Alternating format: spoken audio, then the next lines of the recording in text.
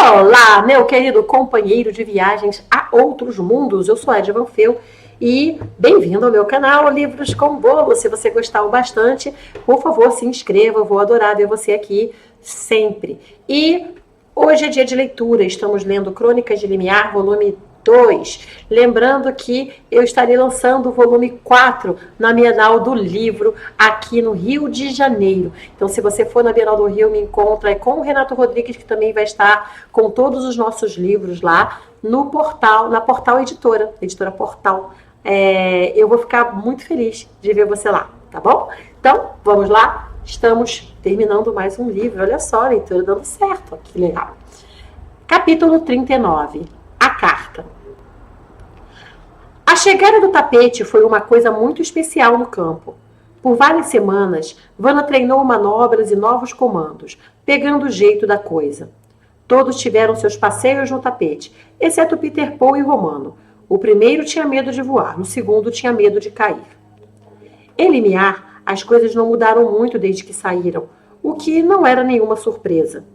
As coisas voltavam ao seu ritmo natural, com seus festejos e celebrações. Porém, Dirk sentia algo estranho na cidade. Você está ficando paranoico, disse Gruff, cavalgando ao lado dele pelas ruas de Limiar. O problema não é se você é paranoico, dizia Joabe. O problema é se você é paranoico bastante. Pois eu falei com o patriarca Adamei e ele disse que houve uma súbita diminuição de crimes de um mês para cá, explicou Dirk. Mas isso não é uma coisa boa? Espantou-se Gruff. Sei lá, respondeu o noviço. Acho estranho algo assim acontecer de repente. É como quando o vento para e tudo fica em silêncio, disse Joabe. Significa que logo depois vem uma tempestade daquelas. Eles pararam na Rua dos Mercadores e se dirigiram ao mercado, onde iam buscar mantimentos para o campo. A conversa continuou enquanto eles pegavam sacos de grãos, batatas e carne curada. Pois eu adoraria viver numa cidade sem crime, disse Gruff, pegando um monte de doces que não estavam na lista. Dirk respondeu algo, mas Joabe não ouviu. Quando se virou, ela viu um vulto atrás de uma casa do outro lado da rua. O vulto tinha um capuz e uma de suas mãos era um esqueleto. Joabe? Chamou Dirk. Joabe! A moça se virou para ele, lívida. O que houve? Perguntou ele. Ela voltou a olhar para o lugar onde o vulto estava e tudo ocorrera tão rápido que ela teve dúvidas sobre o que realmente vira. No campo, a notícia chegou tão rápido quanto seus cavaleiros. Dirk, Gruff e Joabe contaram o que a moça vira. Noassan está aqui? Surpreendeu-se Romano. Mas o que raios ele quer? Vanna lembrou da espada dos dragões e correu escadaria acima para procurá-la. Encontrou-a guardada no lugar de sempre. Eu disse para jogar essa coisa fora, disse a vozinha conhecida. Não é Calisto? Com quem você está falando? Perguntou Romano. Com a Calisto. Ela vive mandando jogar a espada dos dragões fora. Hit, que como os outros tinha subido as escadas até o quarto da guerreira, comentou com Joabe ao lado dele. Eu nunca vou me acostumar com isso. Bem, nós nunca de fato soubemos o que ele queria com essa espada, disse Dirk. Não sabemos o que ela realmente faz. Totti-Rock já voltou? Ainda não, respondeu Romano. O amigo mago tinha saído em viagem e levaria meses fora. Como não sabiam o que a espada fazia, preferiram mostrá-la para alguém de confiança e optaram por esperar a volta de Totin. Agora, porém, começavam a pensar no plano B. Há a Guilda dos Magos, sugeriu Gruff, sentando-se na cama ao lado de Vanna. Podemos ir lá. Mas se for algo raro, precioso ou extremamente caro, corremos o risco de nos passarem a perna, avisou Hit. Eu vi o que o Cristes Angelis fez lá em Serenidade, lembrou Peter. Se o mago quiser nos enrolar e roubar essa espada, com certeza vai conseguir. Vamos esperar pelo Totti-Rock, disse Romano de braços cruzados. É melhor. E vamos ficar atentos. Os dias se passaram sem maiores surpresas. Depois de algum tempo, até Joabe já se perguntava se não tinha sido um golpe de vista. Era um domingo tranquilo e Joabe fora ao templo. Buscava não só a comunhão com sua divindade, Druantia, mas também conseguira aprimorar seus poderes. Hit saíra para jogar cartas e beber, e levara Peter Paul com ele. Vincent fora passar o dia com a mãe e o irmão menor. O campo estava vazio e silencioso. Dirk se sentia leve, livre e tranquilo. Depois que terminara com Isabelle, a situação ficara esquisita. Ele detestara partir o coração dela, e isso era certo. Sentia sua falta, pois Isabelle era também sua amiga.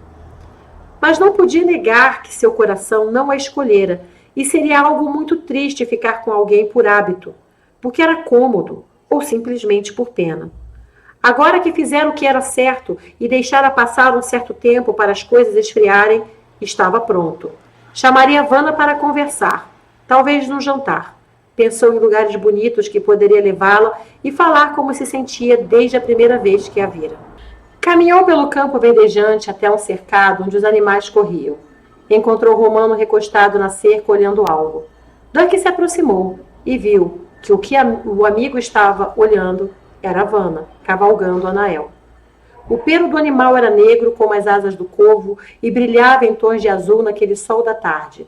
Os cabelos da moça ondulavam em negro, perfazendo um belo quadro. O que ela está fazendo? Perguntou Dirk. Dando atenção a Anael, respondeu Romano. Ela disse que o animal ficou ressentido por ter sido trocado pelo tapete. Dirk riu. Era bem típico de Vanna. É bom saber que eles continuam amigos, apesar de haver um tapete entre eles, disse Dirk. Romano não respondeu. Dirk olhou para ele e então percebeu seu olhar. Ele acompanhava a moça com olhos longos, daqueles que trazem o desejo e a ternura que nascem do coração. Aquele olhar podia ser de puro amor para Vanna. Para Dirk, foi como um soco no estômago. Seu melhor amigo estava apaixonado por ela. Quando viu os dois rapazes na cerca, Vanna foi até eles, saltou do animal e começou a caminhar ao lado de Dirk e Romano. Já terminou? Perguntou Romano. Já. E vocês? O que vão fazer agora? Eu vou consertar uma porta que empenou na sala de banhos, disse Romano. Eu vou ler alguns livros que o patriarca me emprestou com novos feitiços, respondeu Dirk. Ah, bom, então eu vou fazer um bolo. Groove foi para o mato depois do almoço. Deve estar pulando de árvore em árvore, mas já deve estar chegando, como os outros. Se vocês quiserem, podemos jogar um pouco.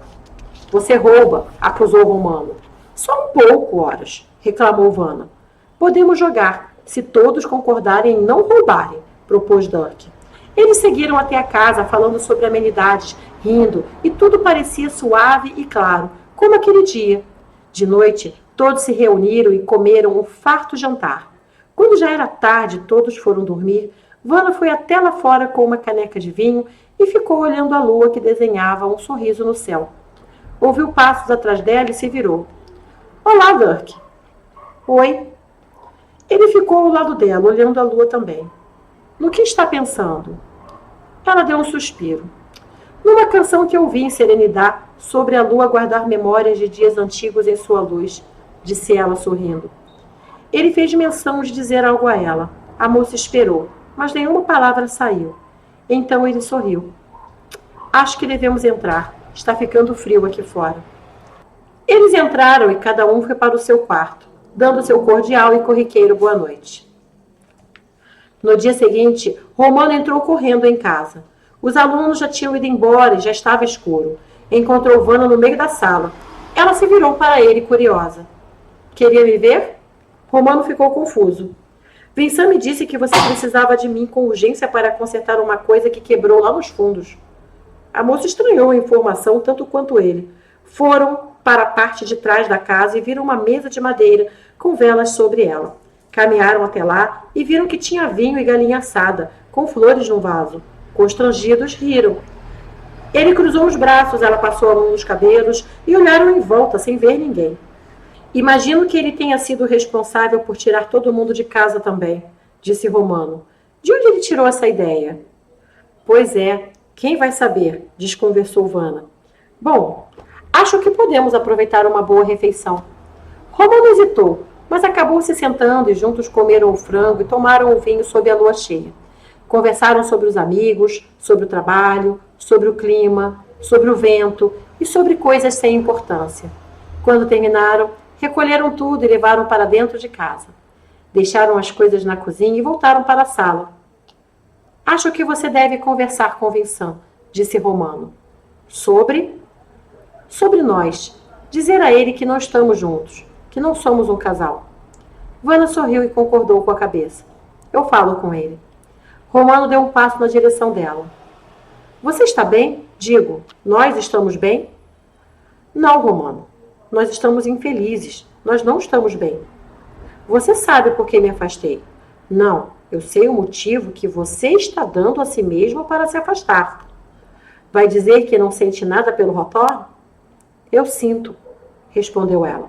Eu sinto algo por ele. Mas é com você que eu decidi estar. E se não fosse por você, eu estaria em Serenidade agora. Nada me impediria. Se estou aqui, Romano, e não lá, acho que isso significa alguma coisa, não? Por que não disse isso antes? Perguntou ele. Porque acho que você ainda ama Madeleine. E, diferente de mim, você só está aqui porque não pode estar ao lado dela. Eu não quero ser o seu prêmio de consolação. Então ela se dirigiu para a porta. Vai para onde? Perguntou ele. Dar uma volta lá fora. A lua está bonita. E então ela saiu. Caminhou pela relva que ganhou tons azulados e sentiu a brisa balançando o tecido do vestido que usava. Lembrou que Vincent também lhe perguntara sobre o que Serenidade mudara nela. Em mim? Perguntou surpresa. Insistiu ele. Você está diferente. Foi por causa do que aconteceu entre você e Romano? Deduziu ele. Ou do que aconteceu entre você e Rotorno? Vana pensou. O bolo sobre a mesa ainda quente. Eu quase morri, disse ela. Acho que isso muda muita coisa. Eu percebi que a vida... Ela parecia não encontrar as palavras. Então cortou um pedaço de bolo ainda quente e colocou no prato de cerâmica. A vida é como este bolo. Vincent a olhou sem entender. A gente tem que quebrar ovos, ordenhar a cabra para ter o leite, comprar a farinha no mercado, bater, deixar o tempo certo no forno. E, se tivermos sorte, se tudo der certo, teremos algo doce e bom. A vida é isso. Dá trabalho, mas é algo doce e bom, se soubermos como vivê-lo. Percebendo que Vincent não estava entendendo muito bem e começava a olhar para ela como se ela fosse meio louca, colocou o prato sobre a mesa e se inclinou para ele. Eu sou grata, disse ela. Eu sou realmente grata por estar viva. Acho que essa mudança que você vê é essa gratidão que eu estou sentindo. E isso não quer dizer que eu não fico magoada em ver Romano sofrendo por outra ou chateada com as coisas que dão errado. Mas fico feliz de estar aqui mesmo assim, mesmo com tudo isso. Sim, ela estava grata, mas o coração estava doendo. Gostaria de não ter se apaixonado por Romano. Achou-se estúpida. Deveria saber que ele não estava pronto. Agora estava sofrendo. E quando o coração dói, o mundo parece perder um pouco de sua cor e beleza. Alguém puxou seu braço e ela foi puxada para um beijo inesperado. Sentiu seu abraço quente envolvendo-a e não resistiu. Quando se separaram, ela viu seu rosto sob a luz da lua e sentiu a certeza em seus olhos. Você nunca, em nenhuma circunstância, seria um prêmio de consolação, disse ele. Madeleine é alguém do meu passado. Meu coração não está mais com ela. Meu coração está onde você estiver. Ela sorriu, sentindo a alegria de tê-lo de volta, e eles se beijaram de novo. Quando o sol nasceu, jogando a sua luz amarelada em tudo, o burburinho da manhã preencheu a casa do Campo Rayondor. Vana desceu animada, beijando todos e enchendo a boca com um pedaço enorme de bolo. Sonhou com passarinhos azuis? Perguntou Joabe. Ganhou algum dinheiro? Apostou Gruff. Bebeu? Arriscou Hit. Não, gente. A vida é maravilhosa, só isso.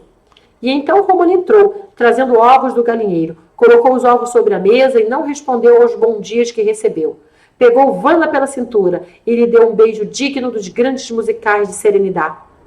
Primeiro foi o silêncio. Depois, Hit ergueu sua caneca de leite num brinde e comemorou em alto e bom tom. Aê! E finalmente saíram desse não ata nem desata. Então ele se virou e sussurrou para Peter. Eu tinha apostado no Rotorno. O restante embarcou na comemoração, menos Dirk, que discretamente deixou o lugar. Os dias se passaram naturalmente, sem maiores novidades, até virarem semanas, e as semanas virarem meses. Um dia, logo pela manhã, estavam todos na mesa do café quando ouviram uma batida na porta. Vincent abriu a porta e foram até lá, curiosos em quem poderia ser tão cedo. Viram o garoto recebendo uma carta, enquanto o entregador recebia uma moeda de gorjeta. Os olhos de Romano brilharam vendo a carta. O mesmo envelope negro com selo que recebera da outra vez. Sabia que era uma carta de Madeleine. Vincent estendera a carta até ele, que a pegou e a abriu ali mesmo. Leu a carta e suas feições mudaram. Seus ombros caíram. Seu rosto perdeu a cor. Ele se virou para os amigos que esperavam que ele dissesse qualquer coisa. É Madeleine, disse ele, a voz entrecortada. Ela quer que eu vá lá com urgência. Você acabou de voltar de lá, disse Groove, que não tinha papas na língua. Por que ela quer que você volte agora? Romano olhou novamente a carta, como se as palavras que lera pudessem mudar de sentido numa segunda olhada. Ele voltou a olhar para os amigos, os cabelos negros caindo sobre o rosto. Porque ela está morrendo. O choque foi sentido por todos, mesmo que eles nunca tenham visto Madeleine. Saber que alguém amado por um amigo está se despedindo desse mundo sempre abala.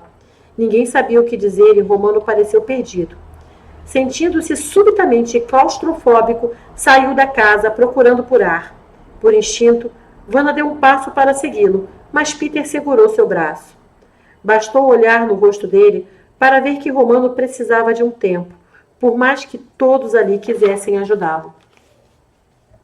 Sem poder fazer nada, cada um buscou seus próprios afazeres e, em pouco tempo, a casa ficou vazia. Enquanto aprendizes começavam a chegar para mais um dia de treinamento de campo.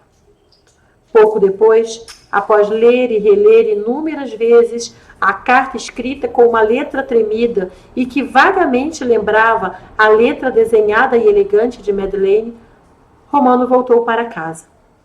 Estava em seu quarto, arrumando as coisas que levaria na viagem, quando suaves batidas na porta anunciaram alguém que ele já sabia quem era. Disse que a porta estava aberta e a moça entrou. Ficou parada perto da porta. Então você vai mesmo, disse ela. Ele parou o que estava fazendo e se virou para ela. Isso não tem nada a ver com o que eu sinto por você. Claro. E ela se virou para sair quando ele chamou seu nome. Ela se virou e ele a olhou nos olhos. Se fosse Rotor no lugar de Madeleine, disse ele, você iria? Ela olhou para ele atônita, pois não esperava a pergunta, que não tinha sido feita em tom hostil ou de acusação. Era, na verdade, uma constatação de que o coração é maior do que se pensa e abriga bem mais do que uma pessoa. Sem dizer nada, Vanna deixou o quarto dele e fechou a porta atrás de si suavemente. Romano suspirou e deixou cair os ombros. Voltou a arrumar suas coisas com um grande peso. Lá fora, ele encontrou Dirk e Groove, o aguardando. Groove trouxera seu cavalo e Dirk parecia pronto para a viagem. Não posso pedir que vá comigo, Dirk. As estradas não são seguras para viajantes solitários, Romano. Você sabe disso. E talvez eu possa fazer algo por ela. Romano acariciou o cavalo com ar triste. Estava pensando em trocar os cavalos quando estivessem cansados. Há lugares na estrada que fazem isso. Ficou louco? Gritou Groove, se agarrando ao pescoço dos cavalos. Eles são da família. Eu sei, Groove, mas estamos sem tempo. Deixarei no depósito e os pegaremos de volta. Melhor irmos logo, se o tempo urge. Eles se voltaram para ver quem falara. Vanna estava arrumada para a viagem, com sua tradicional armadura mínima e sua capa vermelha. Mas não levaremos os cavalos, eles são muito grandes. E ela estendeu o tapete que estava enrolado em suas costas. Romano caminhou até ela. Não posso lhe pedir isso. Não pediu, disse ela com um sorriso. Estou fazendo isso porque eu quero e porque é o certo. Você tem razão. Se fosse Rotor, eu iria. Se fosse Peter, ou Hit, ou Joabe, eu iria. E se você não fosse, não seria o homem que eu achei que era. O tapete não vai ficar mais lento com 3? Perguntou Groove. É, respondeu Vanna. Vai. Romano se virou para o amigo. Dirk, a família de Madeleine tem muitos recursos. Acredito que todos os clérigos, sacerdotes e curandeiros do baronato já fizeram o que podiam. Mas eu agradeço a sua oferta. Eles se abraçaram e se despediram. Groove abraçou Romano e Vanna, hábito que não tinha antes, mas que ambos aceitaram muito bem. E assim, eles se ajeitaram no tapete e Vanna deu o comando, fazendo-o subir e ganhar velocidade rapidamente até desaparecerem ao longe. Muito obrigada e eu encontro vocês no próximo vídeo. Beijo!